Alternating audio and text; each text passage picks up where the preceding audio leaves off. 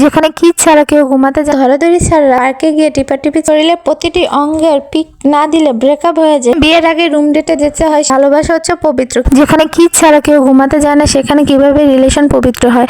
যেখানে অশ্লীলতা ছাড়া কেউ কথা বললেই সেই কথা বিরক্ত লাগে, সেখানে রিলেশন কিভাবে পবিত্র হয়। যেখানে লুচ্চামি ছাড়া মেয়েরা পটে না, সেখানে রিলেশন কিভাবে পবিত্র হয়। যেখানে হাত ধরাধরি ছাড়া রাস্তা চলা যায় না, সেখানে রিলেশন কিভাবে পবিত্র হয়। যেখানে পার্কে গিয়ে টিপাটিপি ছাড়া থাকা যায় না, সেখানে রিলেশনটি কিভাবে পবিত্র হয়। যেখানে শরীরের প্রতিটি অঙ্গের পিক না দিলে ব্রেকআপ হয়ে যায়, সেখানে কিভাবে রিলেশন পবিত্র হয়।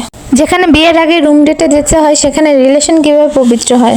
সবশেষ একটা কথা বলতে চাই, ভালোবাসা হচ্ছে পবিত্র কিন্তু রিলেশন না। সবশেষ একটা কথা বলতে চাই, ভালোবাসা হচ্ছে হালাল কিন্তু রিলেশন না।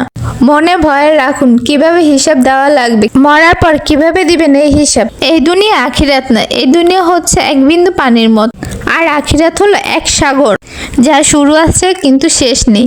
সবাই পাপ করে বলে আপনিও করবেন।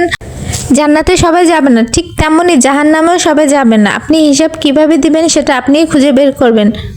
যাই হোক, অনেক কিছু বলে ফেললাম, কাউকে আঘাত করার জন্য কথাগুলো বলিনি। আমার কথা যদি কেউ কষ্ট পেয়ে থাকেন তাহলে আমি সরি। সবাইকে বলছি, কেউ যদি আমার কথায় কষ্ট পেয়ে থাকেন তাহলে প্লিজ আমাকে ক্ষমা করে দিবেন। আর কথাগুলো সবার জন্য না, যারা যারা করতেছেন তাদেরকে বলতেছি, প্লিজ সময় করে একটু কথাগুলো ভেবে দেখবেন। আর আমার কথায় যদি কোনো ভুল হয়ে থাকে তাহলে ক্ষমা চোখে দেখবেন। থ্যাংক ইউ, সবাই ভালো থাকবেন, বাই বাই।